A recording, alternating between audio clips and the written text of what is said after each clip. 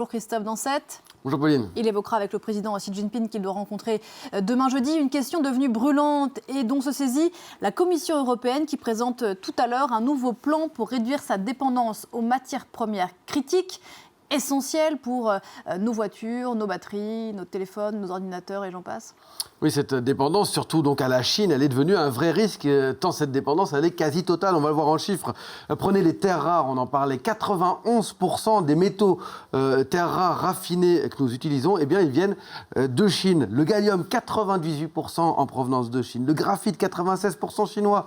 Le lithium, plus de 90% importé de Chine majoritairement, mais aussi d'Amérique latine. Le cobalt, majoritairement extrait en RDC, mais raffiné en Chine. C'est simple, hein. Si Pékin ferme le robinet, eh bien l'industrie européenne, elle cale. Les chiffres sont très clairs et effectivement, c'est ce qui s'est produit, ce qui a failli se produire il y a quelques semaines. Oui, c'est une crise qui est passée quasiment sous les radars, hein, mais qui a failli mettre à l'arrêt, il faut bien se rendre compte, l'ensemble de la chaîne de production automobile en Europe. Il y a un peu plus d'un mois, en plein bras de fer commercial entre Washington et Pékin, eh bien, l'Europe a pris une sorte de balle perdue. La Chine a brièvement imposé des restrictions sur les aimants permanents, indispensables pour les moteurs électriques, et sur plusieurs métaux stratégiques, les terres rares, le germanium, le gallium, avec une règle très concrète. Toute voiture qui contiendrait ne serait-ce que 0,1% de ces matériaux, et toute voiture européenne, qui ne contiendrait que 0,1% de ces matériaux produits en Chine,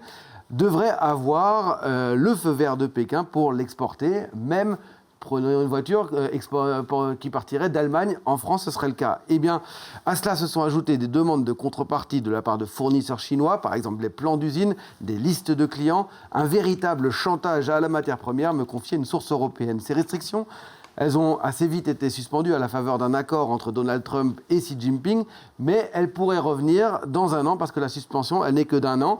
Et l'Europe a découvert à ce moment-là, hein, à quel point elle était prise dans cet affrontement entre Pékin et Washington. D'où l'idée de sécuriser encore davantage cet approvisionnement en terres rares. L'Europe avait déjà une stratégie qui s'appelait le Critical Raw Material Act, adopté en 2023 pour 17 matières premières critiques. Bruxelles a fixé 4 objectifs d'ici 2030. D'abord, extraire 10% en Europe, en raffiner 40% en Europe et puis recycler 25%. Et dernièrement,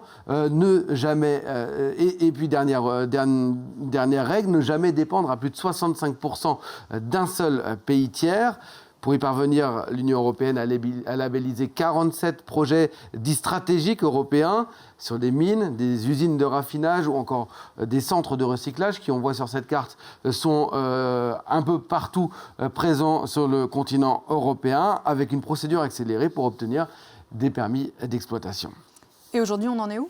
Alors, il y a déjà plusieurs projets qui sont prêts à monter en puissance. On peut citer une usine d'aimants permanents en Estonie. On peut citer également la future mine de terres rares à Kiruna en Suède. Un projet de raffinage également en France, à La Rochelle. Et puis un projet de recyclage à Grenoble.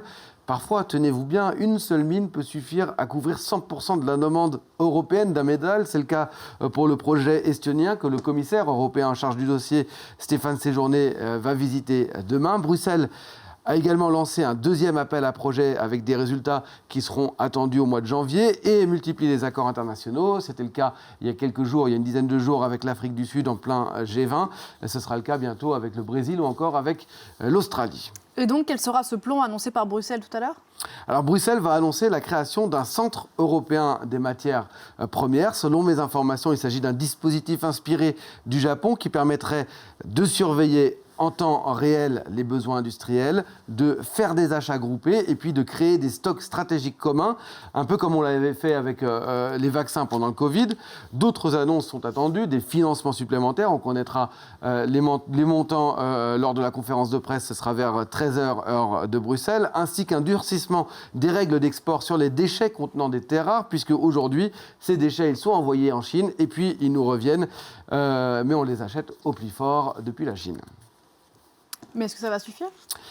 Alors le problème, c'est que les terres rares qui sont aujourd'hui produites et raffinées en Europe, eh bien, elles ne sont pas achetées par les industriels européens. elles sont achetées peut-être par les industriels américains. Alors pourquoi ce n'est pas les Européens qui les achètent? Parce que nos industriels restent liés aux fournisseurs chinois qui sont moins chers, mais on l'a vu, plus risqués. Ces industriels, ils n'intègrent pas encore le risque géopolitique dans leur chaîne d'approvisionnement, alors qu'encore une fois, ces lignes de production de voitures, elles sont passées à 2 doigts de l'arrêt il y a tout juste un mois. Bruxelles les appelle donc à jouer le jeu, à diversifier leurs sources, à constituer des stocks et n'exclut pas, si nécessaire, de légiférer pour les y obliger. Merci beaucoup Christophe, c'était l'info éco.